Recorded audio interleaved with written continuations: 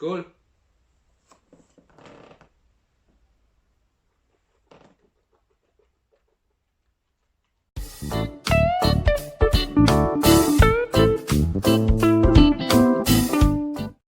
Hello everyone and welcome to another whiskey review.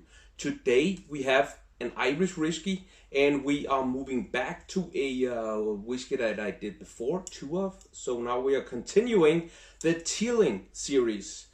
Today here on my table I have the Teeling small batch rum finish.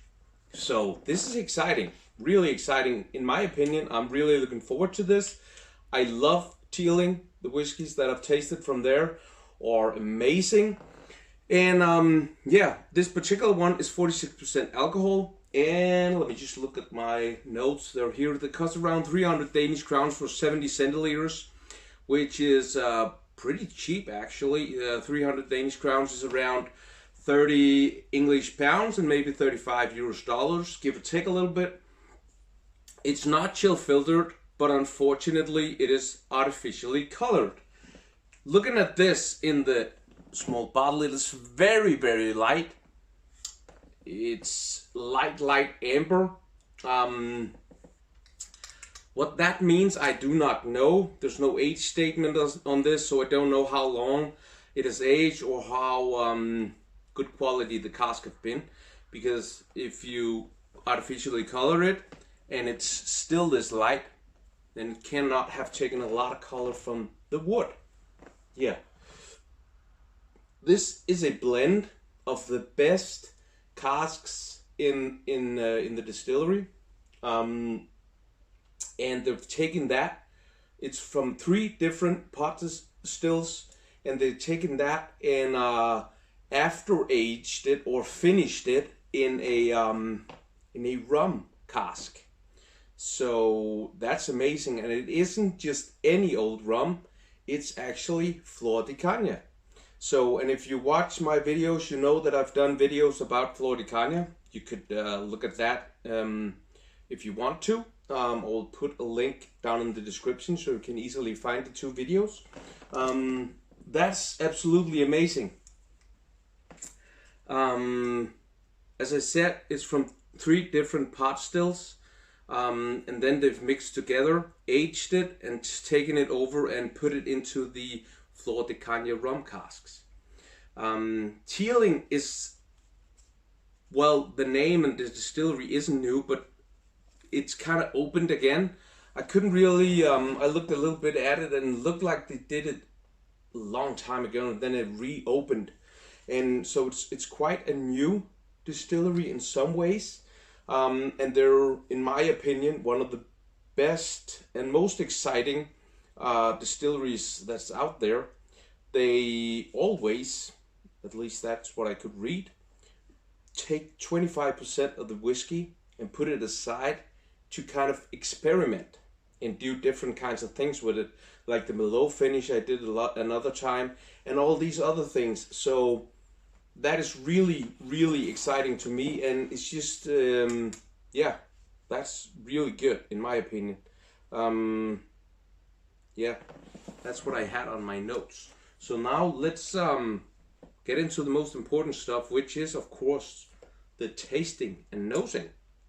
Today I have my beautiful Luigi Bormioli glass, and there's no sponsored content in this video, and there's no and everything on this channel is just my opinion, as always. I say this every time just so that there's no confusion. As you see, light amber color. Yeah.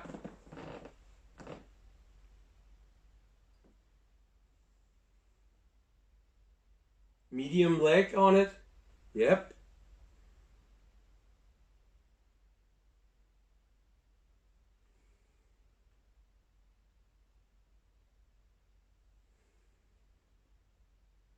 It's really, I just gotta get going, if you know what I mean, because I've done 6 Lafroig videos last 10 days. So my mind and my nose is really ready for peat. And there's none here, of course not. So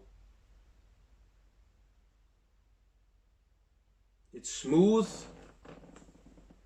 It is an Irish whiskey. But I feel like I can, I think I can smell the rum. I think I can smell the Flor de Cana.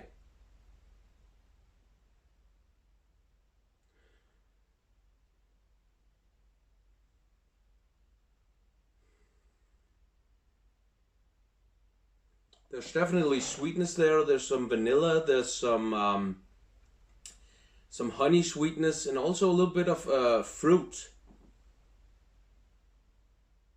But there's also darker notes to it. That's what I call them, like nuts and dried fruits. And there's something else.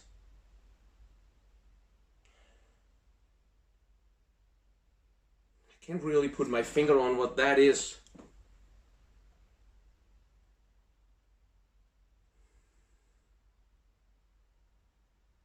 I think there's definitely some maltiness. But there's also something else like, how do I explain this? Wet wood. Does that make sense? Like a moldy, but not bad. It's like a moldy, dark, yeah.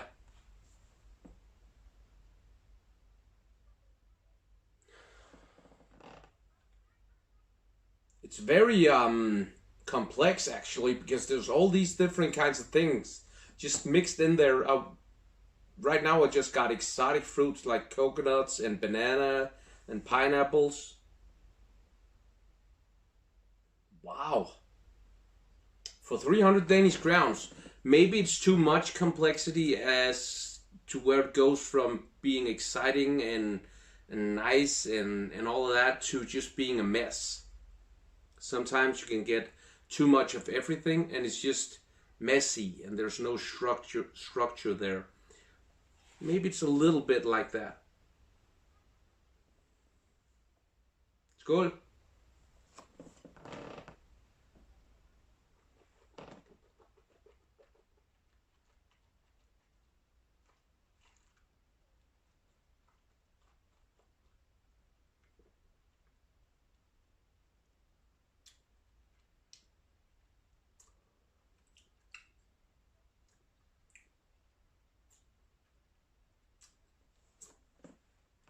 The palate is very, very smooth, with a little bit of sharpness on the cheeks and on the tip of the tongue. And man, wow, it's really difficult.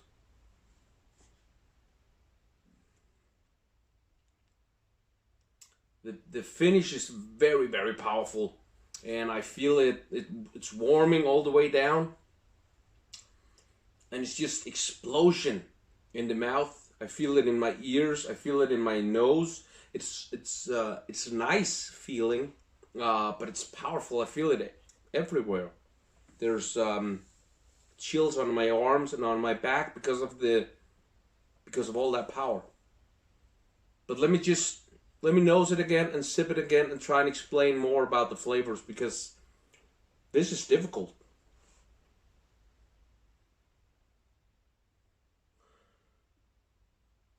Vanilla, definitely, honey and fruits, and there's also some exotic fruits.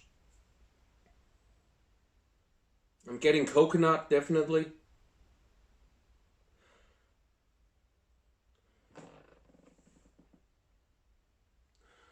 That moldy wet wood is gone now.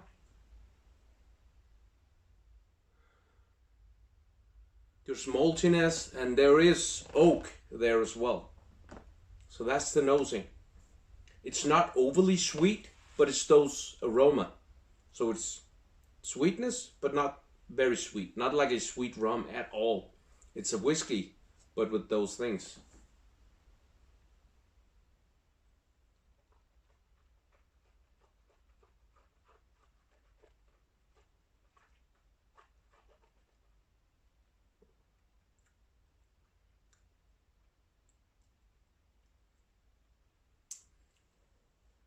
I think the reason for me being confused is that the rum cask has given off a lot of influence. That's why I'm confused, I think. The palate is smooth. There's no sharpness the second time. And it has some oak to it. It has some maltiness to it. And then it has a little bit of sweetness. And I can't really pinpoint what that sweetness is. The finish is still powerful, but not as much as the first time, of course. But that sweetness, that's like almost like a rum finish, but still with those malty whiskey flavors. To me, it's a little bit too confusing. It's not bad, it's very, very good. But there's too many different things going on, in my opinion. And when I had the Merlot finish, I thought it was going to be messy as well. But I loved that one. This one is a little bit too messy, in my opinion. For me, I think that rum and whiskey should be kept apart. I don't think you should mix these two. I rarely taste something that's very good. Not that this is bad. This is good. It's just not very good. To me, it feels like a rum, but with sometimes when you do this, a whiskey aged in rum casks almost tastes the same as a rum finished in whiskey casks. That's not, in my opinion, good. That's funny because now there's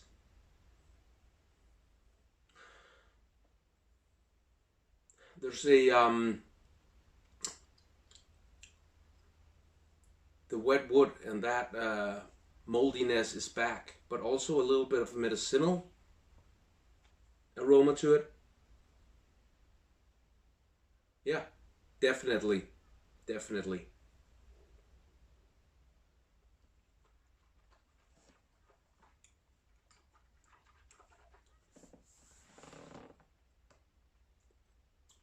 It kind of grows on you, actually. It's very good. It's actually very, very good. Maybe it's a good way to start drinking whiskey because it's quite easy drinkable, and maybe you don't get all that flavor out if you're not used to it. But it's probably going to be tasting good if you're going to start somewhere. And pricey, it's also in the price range that I think would be a good place to start if you start drinking whiskey. 300 Danish crowns is pretty cheap, and most people can afford that. So maybe it's good. Maybe it's a good start of whiskey. This Teeling. Teeling do amaze me when I taste the whiskeys. It's really very good. Where should I put this? Where should I put it? Because it's good. It actually is good.